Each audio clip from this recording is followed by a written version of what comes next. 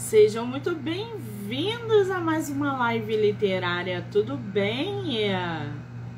Estamos aí chegando na reta final da maratona de entrevistas desse mês de novembro. Vocês viram aí a quantidade de autores e autoras que passaram pelo projeto esse mês e vão continuar passando até o dia 16 de novembro.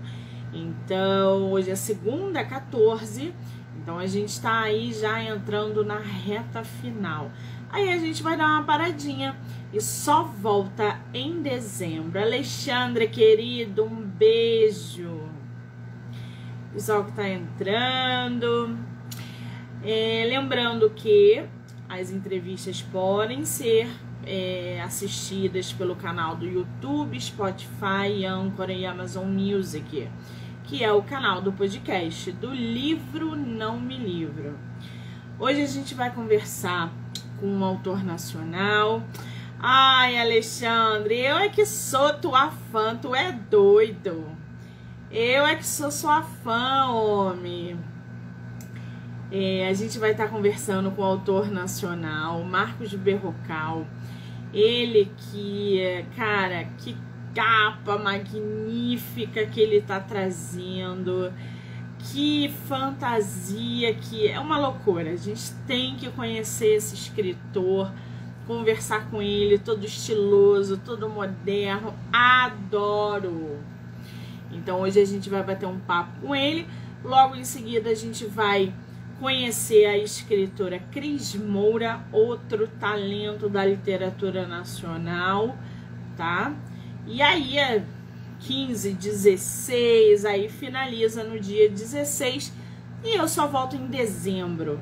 E fica aqui o meu pedido para quem tá assistindo, para quem vai assistir, nesse Natal, deem presente para quem vocês amam. E isso significa presentear as pessoas que a gente ama com livros de autores nacionais. Vocês viram aí nesse mês de novembro a quantidade de gente boa que passou por aqui. Tem desde livro infantil até política. Então, deem presente, deem livros nacionais de autores nacionais nesse Natal, tá? Fica a minha dica aí para vocês, o meu pedido. Deixa eu ver se o nosso autor entrou aqui, se ele tá perdido. Eu acho que não sei se é a primeira live dele. Gente, vocês estão acompanhando aí a minha saga com o meu livro novo, né? O e-book vai ser lançado, tá na pré-venda.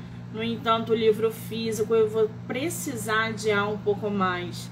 A capa veio errada, eu tô tendo que refazer, tá uma loucura. Aliás, Alexandre, algumas pessoas compraram, o Alexandre foi uma delas. Aliás, o Alexandre comprou os meus livros, um beijo enorme, muitíssimo obrigada. Quando chegar, você me manda uma foto para saber se tá tudo certo. Quem não sabe, eu tô fazendo tiragem pela Wiclap, então pra mim tudo é novidade. Eu sempre fiz com gráfica, então eu nunca tive problema, mas agora eu resolvi fazer pela Wiclap e aí eu tô apanhando um pouco ainda. Então os livros estão chegando, alguns estão bem legais, mas o Crime de Sara Castro realmente veio errado. E aí tá voltando e em breve ele vai ser consertado. Eu acho que o nosso autor entrou aí, peraí. Ah, tá aqui, Marcos.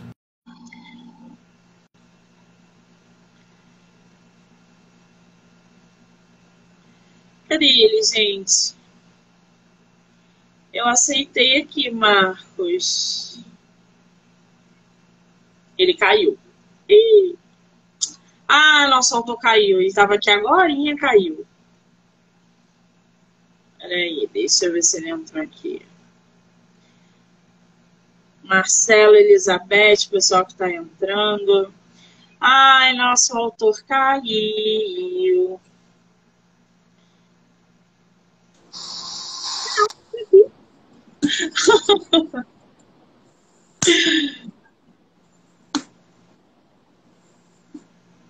Marcos, querido, Oi, meu amor. Peraí. você Opa! agora estou vendo Apareceu. uma pessoa. Tá tomando uma surra aí com essa câmera? Ai, guria, eu não tô acostumado. Tudo bem, querido? Tudo ótimo, e contigo? Tudo bem, que maravilha ter você no meu projeto. Eu tava doida para conhecer você, garoto. Como é que você está? É tua primeira live? É, é a minha segunda, na verdade. Eu fiz uma com o lançamento do meu outro livro. E daí, mas assim, em parceria a primeira vez, mas sim. Ai, que maravilha! Quero te agradecer imensamente você ter Ah, eu que aceitado vir aqui. Eu sei que você estava na correria de capa, de livro e não sei o quê. agradeço. E eu pressiono meus E ainda autores, eu sou tô. chata, que eu trabalho com um cronograma, então se atrasar alguma coisa eu passo mal e eu tô, Marcos. Daqui a pouco ele vai me bloquear. Não, essa é uma correria mesmo. Nossa, tipo, é muita coisa ainda. Tô, tipo, em correria de função de livro, e livro, só nisso que Sim. eu penso. Mas eu tô muito feliz, eu tô muito ansioso, assim, acho que vai ser incrível. Já tá sendo. Eu vou te falar que é assim mesmo, tá? A gente fica atordoado com publicação de livro. Eu estava falando ainda agora que o meu livro novo, a capa veio errada, tem que voltar. Já teve gente que comprou. Foi uma loucura. Então, assim, Ó, publicação de livro, lançamento é uma coisa. Tem que ter muito jogo de cintura. Senão você, cara, desiste, entendeu? Você chega num nível de estresse tão alto, você fala assim, ou eu não publico nunca mais um livro e abandono essa carreira, ou, cara, ou eu enfrento e lido da melhor maneira possível. Vida de autor nacional é assim, querido. é bem isso. É bem isso. Me diz uma coisa, você é de qual lugar do Brasil? Eu sou de Porto Alegre, do Rio Grande do Sul. Gente, adorei esse cabelo. Essa cor tá Obrigado, muito fashion, fofo. sabia? Adorei Obrigado. esse lilás, esse um roxo. Gostei, gente. Meu Deus, adorei. Você é de Porto Alegre, que você falou? Isso, Porto Alegre. E me diz uma coisa, o teu livro, né, gente, para quem está entrando aí, o livro do nosso autor é Herdeiras do Sangue Dourado. A gente não pode começar a falar desse livro sem falar dessa capa magnífica, cheia de coisas e cores. É uma capa que chama muita atenção exatamente pelas ilustrações. Aliás, eu quero o nome da sua ilustradora ou do seu ilustrador, porque essa capa ficou assim uma coisa magnífica. E aí, eu queria saber de onde que saiu tanta criatividade para você colocar nessa capa, porque ela está belíssima. Assim, eu tenho uma coisa com o terror que é ver aquelas capas preto e vermelho. Eu não aguento mais isso no terror, sabe? Eu acho que isso tem que mudar. Eu acho que esse uso das cores e elementos no terror, eles podem ser mudados. Inclusive, eu fiquei meio preocupado em ficar uma coisa. Para o sol. Uma coisa assim. Demais e que fuja do que a história realmente conta. Mas, na verdade, a inspiração para ela foi uma capa de uma edição de algum lugar da Europa, com alguma letra estranha, que eu não sei qual, de Harry Potter, mas que era uma edição que era muito o que acabou sendo a capa de Herdeiras. Eu mandei para a ilustradora Juliana, da Flive, maravilhosa, porque eu fui muito chato com a capa, em relação à capa. Imagino. E eu deixei claro, assim, que eu queria aquela coisa, tipo... Porque ao mesmo tempo que é um terror, ele é muito fantasioso o livro também. Ele tem muita magia, ele tem muito do folclore, o que eu acho que isso, além de ser um apelativo, é uma coisa que as pessoas querem hoje no mercado editorial, essa valorização da cultura brasileira. Então, eu queria que tivesse esses elementos do folclore muito claros, e quando eu vi lá na edição do Harry Potter, eram os três, né? O Harry, o Ron e a Hermione. E eu tive essa ideia, assim, esse clique, tipo, nossa, eu ia adorar as três irmãs, que são as três irmãs Longari, que são as personagens principais, nesse centro, sei lá, uma expressão, eu mandei pra ilustradora, uma expressão de correndo, mas com medo e determinação ao mesmo tempo. Eu adorei que ela colocou uma das meninas com os olhos brilhando, que é o que acontece quando elas usam poderes, às vezes. E, nossa, tipo, ela foi incrível, incrível, incrível. Ficou belíssima essa capa. Você já tá com o teu livro em mãos aí ou não? Não, eu não tenho. Ele entra em pré-venda em dezembro agora, né? Então eu só tenho mesmo o digital. E, na verdade, nem o e-book do formatado eu ainda tenho. Eu tenho mesmo o texto revisado, que foi o que eu te mandei. E a capa. E claro, planejamentos para divulgar, mas nada físico dele, infelizmente. Não, essa realmente você... Aliás, você na capa também tá muito bem. Tá tudo estiloso, tá tudo combinando nessa capa. Cores, a ilustração, as meninas, esse parece um índio, né, na parte da capa. Eu ainda não li o seu livro, eu vou começar essa semana, mas, cara, que trabalho magnífico, detalhista, cheio de cores. A gente tem uma igreja ali, lá no fundo. Gente, vocês têm noção do que é essa capa. Esse teu livro... Fala, pode falar. Inclusive, desculpa, inclusive essa ideia da contracapa foi totalmente ideia da Juliana, da ilustradora. Eu não tinha dado detalhes de contracapa, na verdade, eu estava tão preocupado com a capa em si. Mas ela veio com esse primeiro esboço do vilarejo e eu fiquei tipo, gente, o vilarejo é como se fosse um personagem na história, e por que ele não faz parte da capa? E fez todo sentido pra mim. Nossa, eu amei essa ideia, então eu só dei mais um feedback pra ela de como realmente era esse vilarejo e a igreja. E ela fez em questão de dias, assim, gente, foi muito, muito rápido a mudança, assim. E os elementos, sabe, assim, no primeiro esboço não tinham tantas coisas. Eu ainda adicionei mais coisas na capa, por exemplo, Saci, que aparece bem no cantinho ali do título. Eu falei pra ela, eu dei pra ela também como referência a capa do... Como é que é o nome do álbum? Do Lil Nas X, o Monteiro, que é aquela capa linda, que ele tá flutuando, assim, tipo... É uma capa toda surreal, e todo o lugar que tu olha tem alguma coisa nova que te pega, sabe? E eu falei pra ela, é isso que eu quero, sabe? Todo lugar que tu olha da capa, tu vai achar uma coisinha, tipo, ah, não, mas isso aqui não é uma folha igual, é uma Vitória Régia, que faz parte da história, faz parte do folclore. Tu vai ver que tem, tipo, pequenos detalhes e cores, assim, que foram trabalhados, que foi tudo justo pelo trabalho dela, assim, a atenção toda que ela teve, a paciência toda que ela teve com tudo isso. Imagino, porque produzir um trabalho desse tipo... Juliana, o nome dela, você tem o Instagram dela? Eu não tenho, eu preciso, inclusive, para agora, quando eu revelar a capa, pegar o vídeo dela. Depois você coloca nos comentários, porque muitos autores assistem as lives e muita gente me pergunta indicação tanto de capista quanto de ilustrador.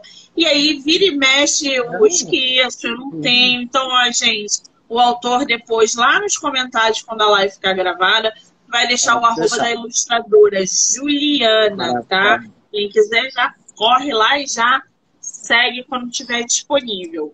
Agora, me diz uma coisa, Marcos. Esse é o teu primeiro livro publicado?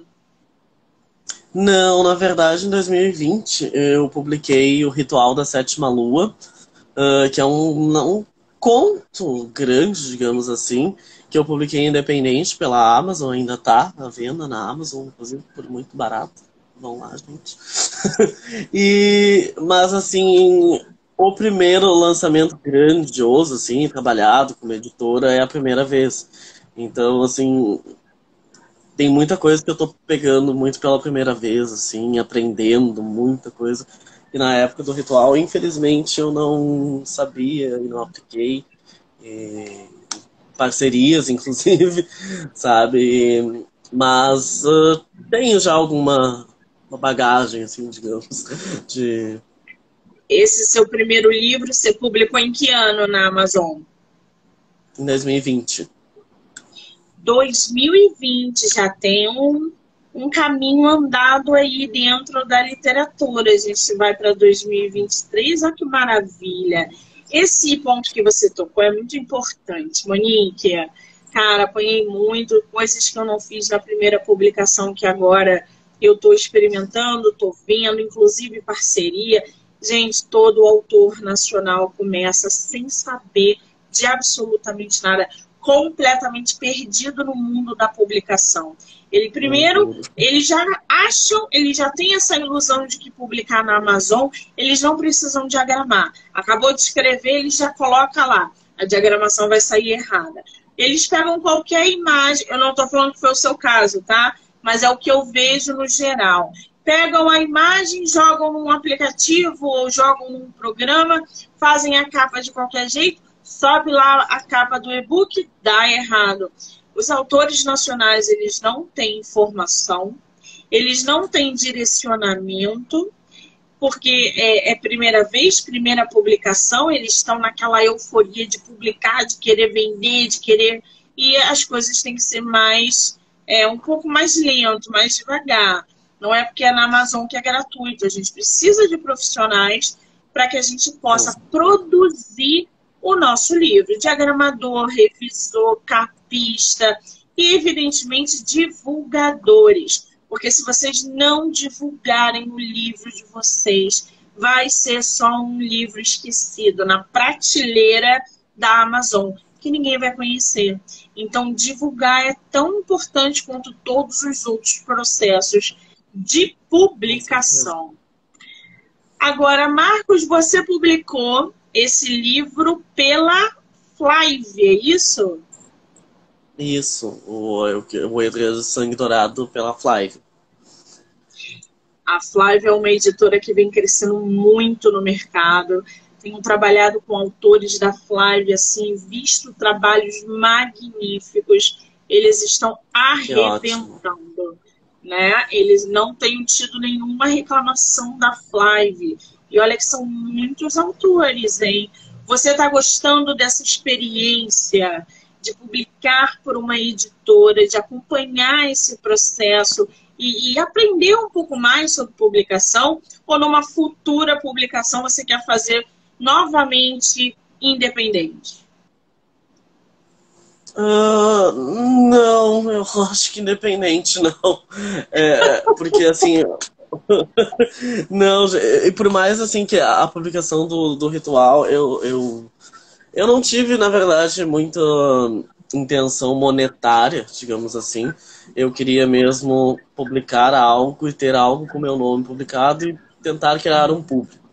E eu realmente, tipo, eu investi, eu contratei uma capista que... Ai, meu Deus, que vergonha, esqueci o nome dela agora, mas essa eu tenho no Instagram, que fez a capa do ritual. Eu contratei diagramador também, então eu também não era tão desconhecido nesse processo, mas assim, dentro da editora eu vi assim um cuidado extremamente assim superior, diferente.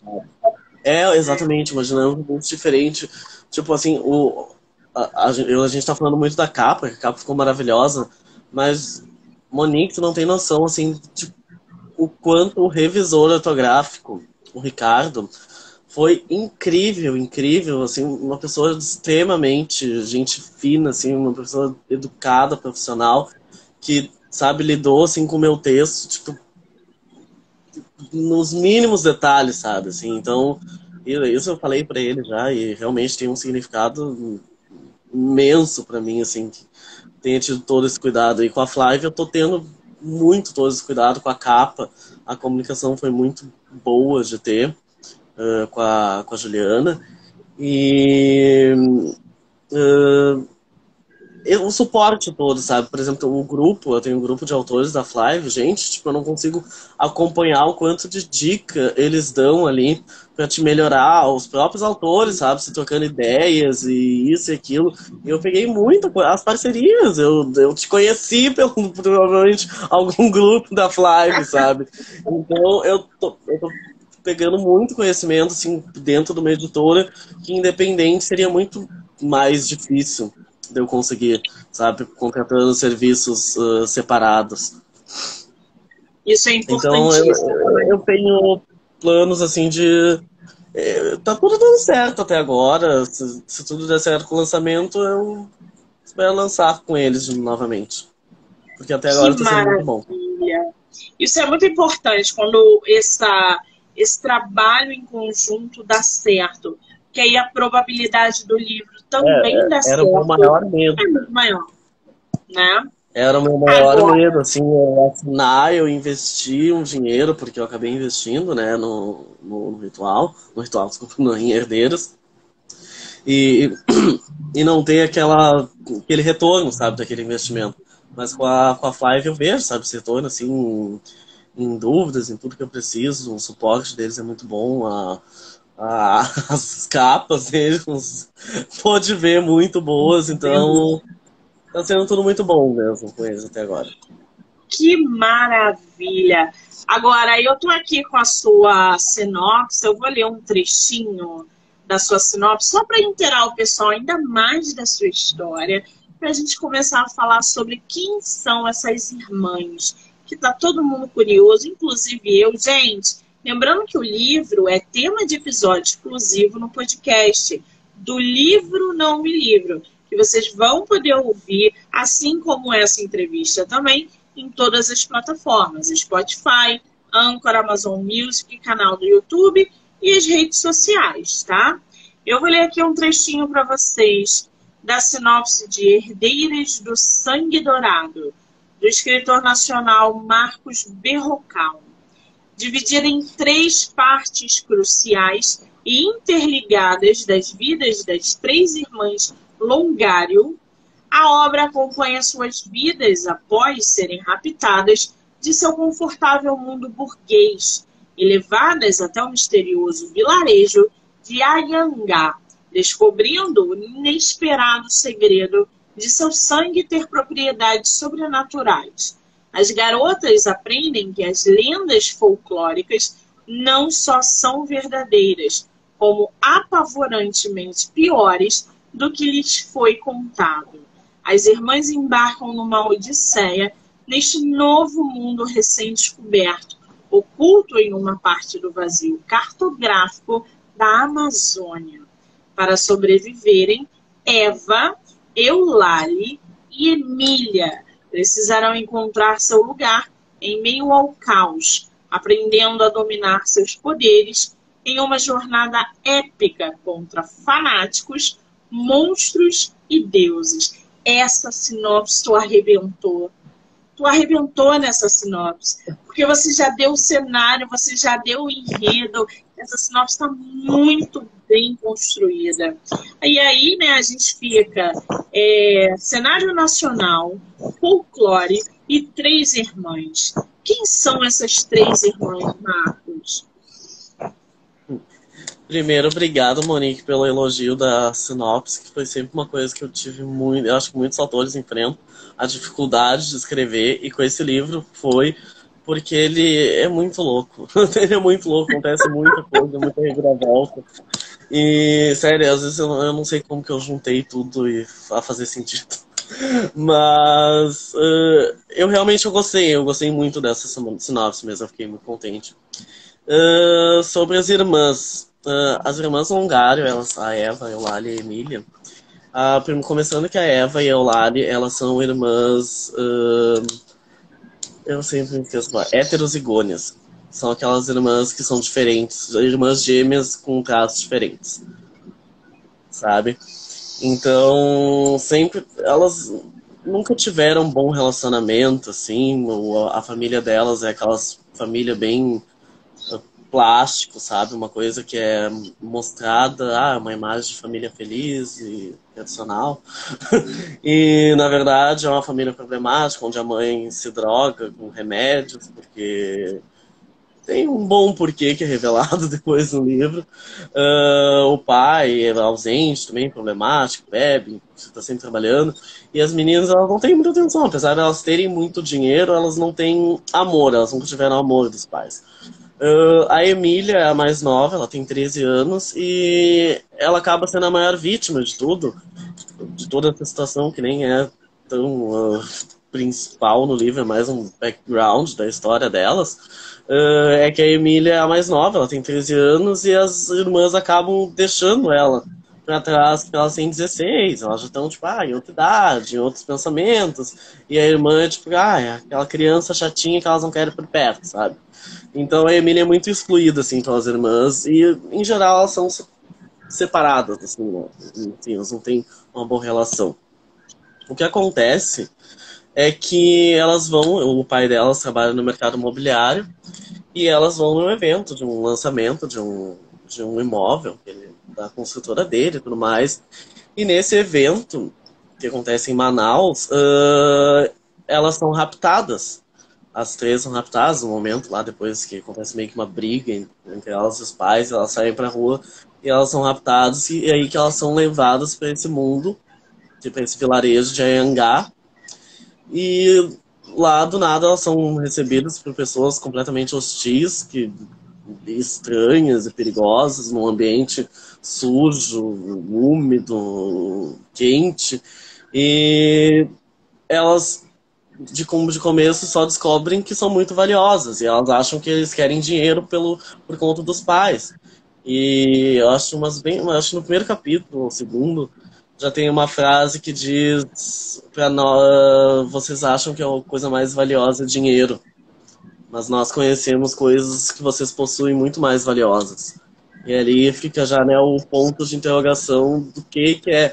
No começo elas acham que essas pessoas são loucas, porque elas estão criadas numa bolha burguesa, que nem tá na sinopse. Então, uns loucos, um vilarejo no meio do nada, acreditarem que elas têm sangues mágicos com propriedades sobrenaturais é surto, sabe? Não.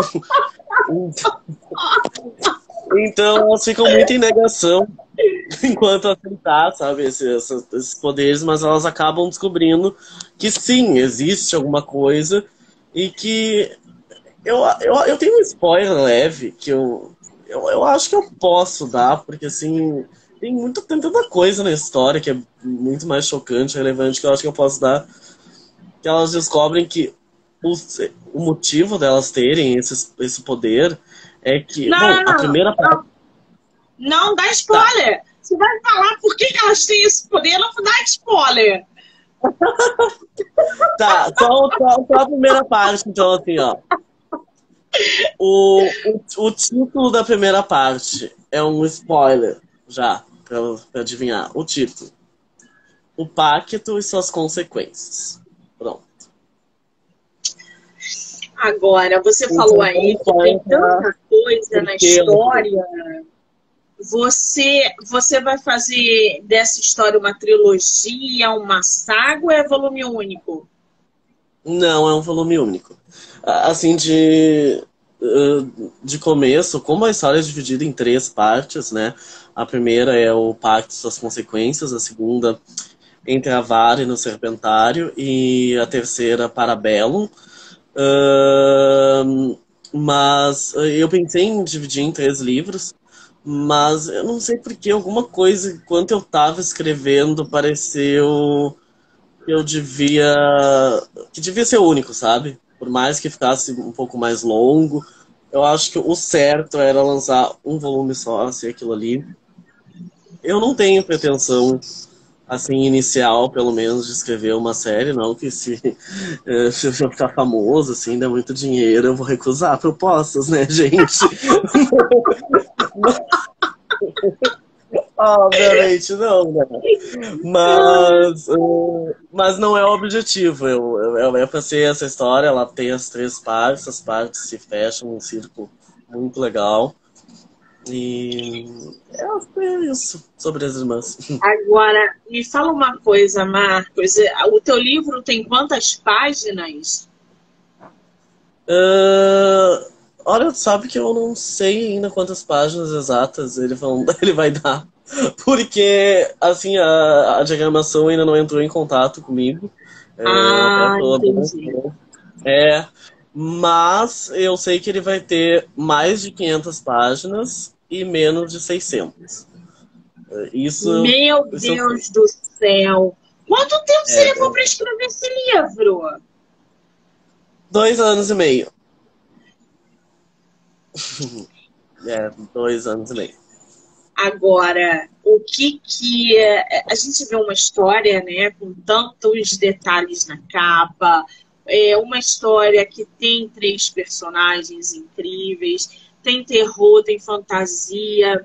Esse lugar que você coloca, o vilarejo de Ayangá, ele é fictício ou ele existe? Ele é fictício, mas foi bom ter voltado para esse ponto, porque me lembrou que uma das primeiras ideias que eu tive para a concepção desse livro foi o vazio cartográfico que nós temos aqui na Amazônia.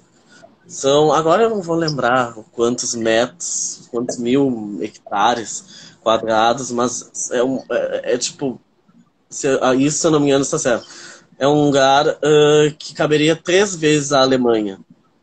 E, tipo, as pessoas não sabem o que tem lá, porque a Amazônia não é totalmente descoberta, realmente, o que tem lá, né? De tão grande. E quando eu li isso, eu achei. Tanto que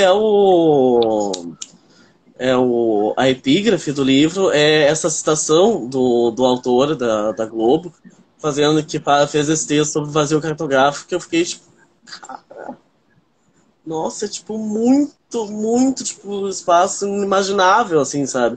Então eu pensei em colocar o vilarejo de Anhangá nesse vazio cartográfico como algo que tá ali desconhecido, assim como pode ter qualquer coisa desconhecida realmente lá que a gente não sabe. Claro, pode ter, provavelmente, as mesmas árvores e animais, mas talvez não, sabe? Eu adorei essa possibilidade de ter uma espécie de culto, sabe, no meio desse lugar.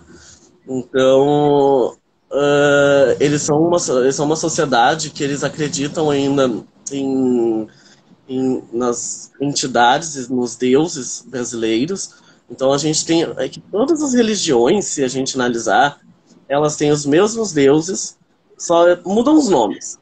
Os Porque tem o nomes, deus do sol, tem o deus da lua, tem o deus do amor, tem o deus de não sei o quê. E eles mudam o nome de acordo com a cultura. E eu adoro, por exemplo, mitologia grega. Até tenho ideia de escrever um livro que aborde. Mas desde que eu escrevi o Ritual, que também envolve uma lenda brasileira, que é do Cabeça de Cuia, nesse eu quis trazer mais essa coisa do brasileiro. E foi muito legal as pesquisas, assim, porque eu descobri seres que eu não fazia ideia da existência, sabe? Que tá na nossa mitologia, que tá na nossa cultura, sabe? é muito rico, a gente que não conhece, né? Sim, é muito rico, tipo assim, tem infinitas, sabe, misturas de criaturas. Eu tentei botar algumas, mas eu dei ênfase para algumas mais emblemáticas, tipo a Cuca, que eu coloquei questão de colocar na capa por ser tão icônica, e ela desempenhar um papel muito icônico também na história, porque ela é uma bruxa, é aquela mesma história da Cuca, só que uma coisa mais nojenta e dark, né, assim, digamos, que ela tem um orfanato nesse vilarejo, que na verdade é mais um lugar É o Lar das Almas Perdidas, já pelo nome dá pra ver, né? Que é mais um lugar onde Adoro. tacam as crianças que eles não querem nesse vilarejo. Então é um lugar horrível pra se ficar. Que maravilha, gente. Eu adoro o território nacional, histórias que o autor traz. Eu acho que a gente tem que. É porque a gente não conhece muita coisa do nosso próprio país, das nossas próprias origens. A gente fica buscando referências lá de fora, com tanta coisa interessante que a gente tem aqui dentro. É óbvio, cada um usa a sua imaginação, volta a sua imaginação para aquilo que agrada. Mas se a gente parar para pensar, a gente não conhece as nossas raízes, é uma coisa absurda. A gente prefere ler coisas lá de fora do que aprender coisas daqui de dentro. A quantidade de histórias que a gente pode produzir através das nossas raízes é uma coisa absurda. Então, quando eu pego um autor que se propõe a esse tipo de coisa, eu fico fascinada, porque requer pesquisa, requer uma inteligência, requer... Você sabe que o cara está ali comprometido com as raízes brasileiras, de expor, de mostrar, de informar sobre personagens que nós temos e que a gente não conhece, né? Sim. Então isso é fabuloso. Agora, eu nem vou te pedir para você ler um pouquinho do seu livro, porque você não está com ele aí. Mas tem um trechinho... tu tá com ele aí, não, né? Não. Nem o digital. Eu vou ler para vocês, gente. Eu vou ler para vocês o trechinho que está no episódio do nosso autor, lá no podcast, tá? Só para vocês aí ouvirem um pouquinho mais sobre a história.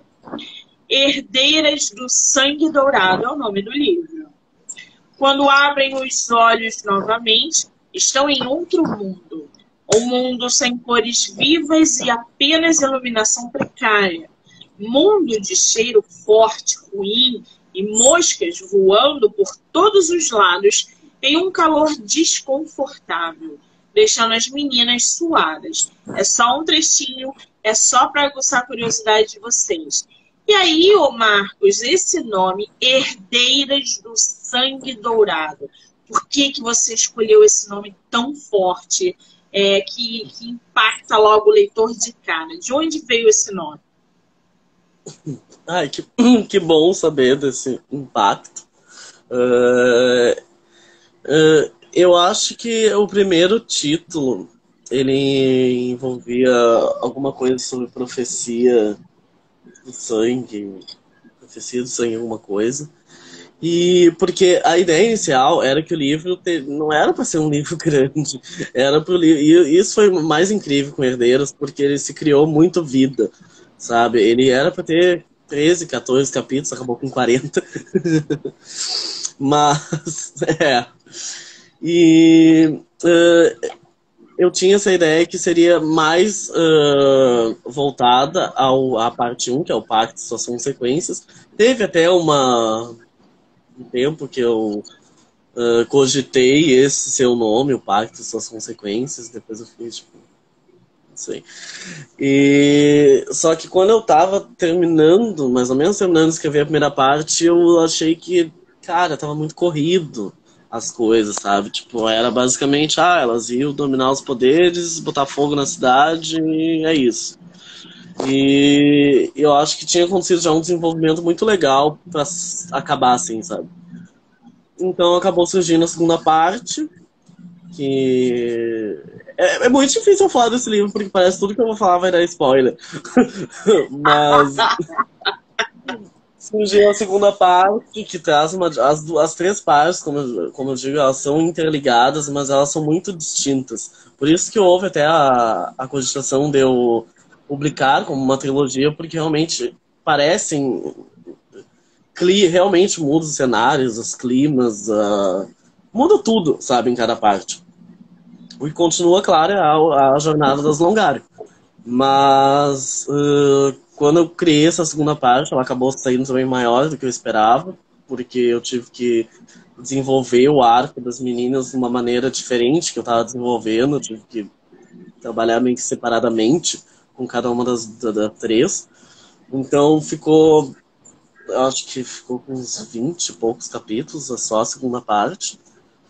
E daí eu tive que concluir, né? Daí eu tenho essa coisa dos números. Não vai ter duas partes, tem que ter até o primeiro, meio e fim. Aí, mas a terceira parte foi a mais espontânea e a mais rápida e curta também.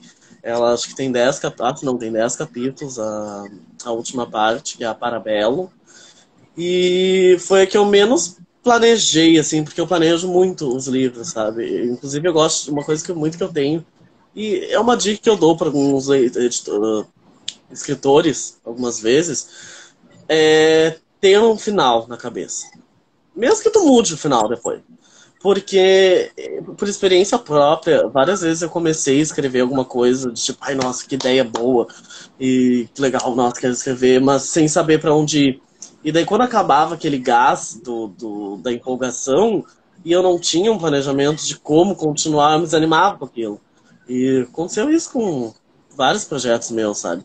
E então, desde o ritual, assim, eu tento planejar bem, sabe? O que vai acontecer em cada capítulo, fichas de personagem. Gente, a ficha de personagem de cada uma das meninas tem 50 perguntas, sabe? Pra, tipo, deixar elas, sim, tem tipo, memória mais importante da infância, por exemplo.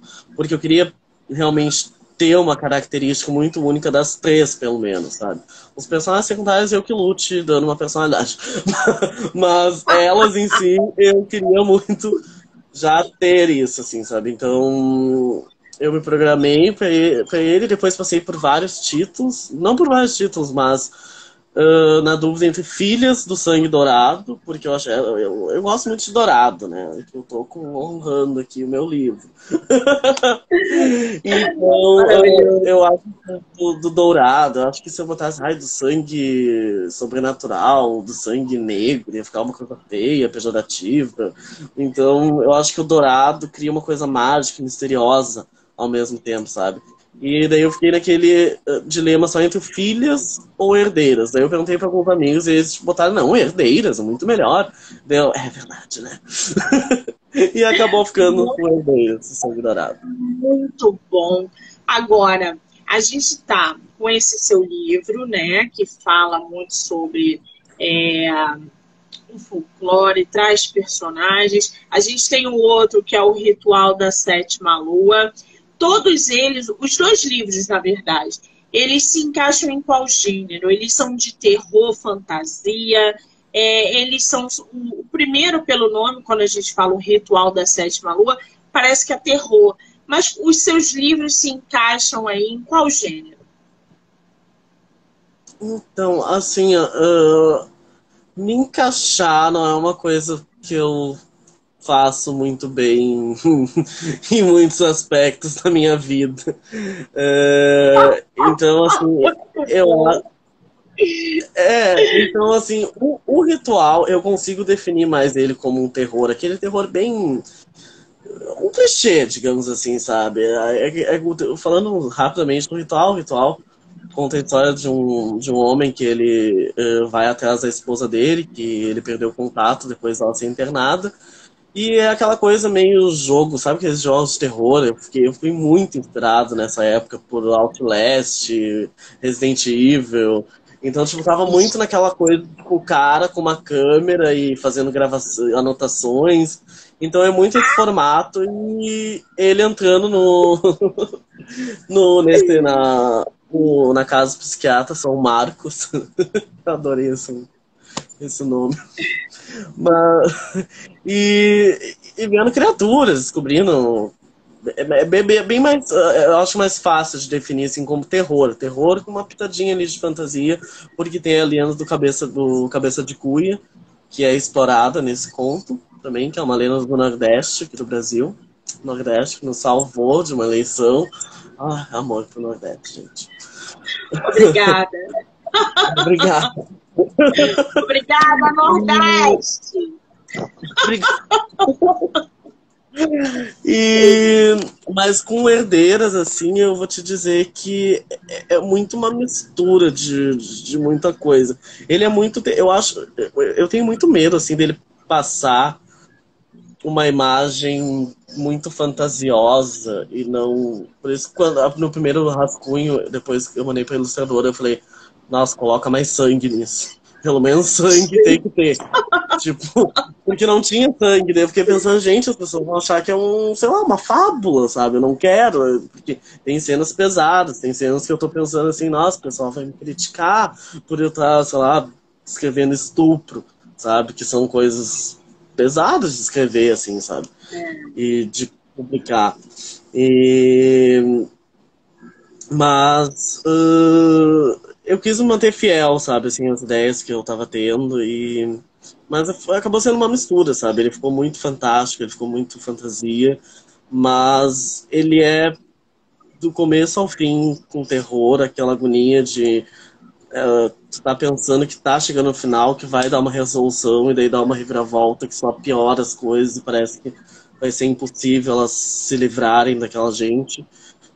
E acontecem arcos, por exemplo, acontece um arco de romance que não era uma coisa que eu queria dar ênfase, não é uma ênfase, mas tá ali no livro também, essa pitada do romance que acontece entre uma das irmãs, a Eulalie, com uma menina, a Melissa, na parte 2, inclusive, e a amizade da Emília com o Pedro também, que é muito explorada. Então, tipo, ele tem essas outras características, sabe, de vários gêneros. Mas eu acho que eu posso categorizar como terror e fantasia mesmo. Porque é o que predomina, assim, em todo livro. Muito bem. Agora a pergunta que não quer calar, a pergunta que vale R$ 1 milhão. Seu livro, ele ainda nem entrou na pré-venda, né? Vai ser em dezembro, é isso? Tô morrendo de ansiedade, sim, dia 1º de dezembro. Ele entra em pré-venda pela editora Live. Sim, eu tô só um surto, assim, sabe, pessoal? Mas muito animado, eu tô preparando os brindes, vai estar cheio de brinde quem acompanhar na pré-venda. A Live já dá muitos brindes já nas compras, mas vai ter mais ainda. Vai ter, eu escrevi cartas que eu comprei. Ai, deixa eu mostrar, gente, porque isso ficou muito bonito. Mostra tudo, que a gente quer conhecer tudo. Ai, gente, eu comprei essa coisa muito linda para escrever as cartas pros leitores. Meu Deus! É uma pena, gente! Deixa eu. Peraí, que eu tenho uma delas aqui ainda. E eu não quero que cada uma seja única, sabe? Então, cada uma das cartas eu tô escrevendo um pouco sobre a minha experiência com o livro, Enfim, eu quero que cada carta também seja única, não fique aquela coisa genérica. Mas elas estão assim, ó, tá ficando bem bonito, apesar dessa ter feito. Olha que capricho, que dedicação, E o mais importante, o envelope com selo de cera. Olha o detalhe, gente! Personalizado. Todo mundo que entrar na pré-venda vai receber o seu, assim, ainda com uma caixinha lindinha, enrolada nessas coisinhas aqui, nesse fio de corda. Então, assim, quero que fique uma coisa bem fantasiosa, bem bonita, porque muito da história é as meninas sobrevivendo naquele lugar e tentando achar beleza e forças para continuar em meio àquele caos horrível que elas estão. Então, eu queria trazer isso para os leitores nos brindes, sabe? Essa beleza. Não, tá assim, espetacular, todos os detalhes, a dedicação. Que maravilha, gente. Você já tem uma data para pré-venda ou ainda não? Sim, ela começa no 1º dia de dezembro mesmo. Virou agora o É o mês. primeiro dia. Gente, vamos lá. E o mais 1º de importante, dezembro é o e que? o mais Fala, fala. importante é que dezembro eu só vou ter 15 dias de pré-venda. E não o mês todo. Então, tipo, eu preciso Então, ó, correr. a pré-venda começa dia 1º de dezembro. Serão 15 dias de pré-venda. Então já deixa anotadinho aí no calendário de vocês pelo celular, para quando entrar o dia 1º de dezembro, teu celular apitar. Pré-venda do autor nacional Marcos Berrocal. Por favor, vocês vão adquirir livros dentro de uma caixinha cheia de detalhes, cheia de mimos. Pelo que eu conheço da Flávia, vão cheios de pena também, porque eu recebo livros de autores aqui cheios de pena vermelha, azul, uma coisa de louco. Então já deixa anotado aí a pré-venda do nosso autor. E aí vai estar pela editora Flávia. Depois o seu livro vai estar à venda em quais outras plataformas, as pessoas vão conseguir diretamente com você, vai ter e-book, vai ter livro físico, como é que vai ser isso, Marcos? Assim, depois do lançamento, eu quero que ele esteja disponível nos marketplaces todos, principais. Então vai estar na Amazon aí, que é a mais acessível de todo mundo, adquirir o físico também. Eu ainda estou trabalhando, eu vou ver quando eu vou receber o e-book já formatado da editora, porque daí eu vou trabalhar numa pré-venda do e-book também, né, que vai ter mais alguns brindezinhos. Provavelmente, mais sim do que não, vai rolar sorteio do livro físico para quem comprar o e-book. Então, né, já fica aí no ar, logo, logo. Depois também eu vou adquirir cópias para mim, depois que aconteceu o lançamento oficial, né? Vou adquirir cópias para mim e vai ser possível adquirir cópias diretamente comigo, autografadas, com as cartinhas. As cartinhas eu adorei fazer, então se tem uma coisa que não... Pelo menos as cartinhas eu vou continuar fazendo, porque... Inclusive, escrever com essa pena aqui é muito mais confortável e fácil do que eu imaginei. Eu achei que eu ia, nossa, sofrer, guria. Mas é bem confortável, na verdade. Então, em breve vai estar em tudo que é lugar aí, gente. E-book, físico, autografado, não autografado, na Magazine Luiza, na Amazon, tudo que é lugar, gente. Só todas comprar. as plataformas que a gente está acostumada a ver Isso por aí. aí, tá? Pré-venda e depois liberado aí para quem quiser comprar. Lembrando que o livro é tema de episódio, que essa entrevista vocês vão poder assistir pelas plataformas digitais, que o Marcos está aí lançando seu segundo livro, voltado com personagens do folclore, uma capa lindíssima. Que maravilha, Marcos, querido. Que delícia ter você no meu projeto. Um escritor simpaticíssimo, agradabilíssimo. Eu amei conhecer você. A nossa parceria ainda perdura. Vai ter resenha do livro dele a partir de dezembro. Gente. Então eu vou liberar lá logo para vocês. Logo não, em breve. Vou esperar um pouco mais para a pré-venda, para agitar vocês também para a pré-venda do nosso autor. Eu quero muito te agradecer pela disponibilidade, pelo tempo, pelo carinho. Te desejar todo o sucesso do mundo, não só nesse livro, mas em outras obras que virão, eu tenho certeza. E que você não pare de escrever e produzir histórias como essa. Muitíssimo obrigada, tá, querido? Muito obrigado, eu agradeço. Muito obrigado por ceder a tua plataforma aqui para isso. E beijos, né? Nos vemos. Qual é o teu Instagram? É @MarcosBerrocal. Gente, já corre lá e já segue o autor. Gente, botar nos comentários. Caso... Eu vou colocar nos comentários, caso o pessoal não saiba escrever o Berrocal, né? Acontece. Eu vou deixar ele marcado aqui na live também. Então, quem não conseguiu pegar o... Tem W no final, teu Instagram? Tem. É Marcos Berrocal W. Tá.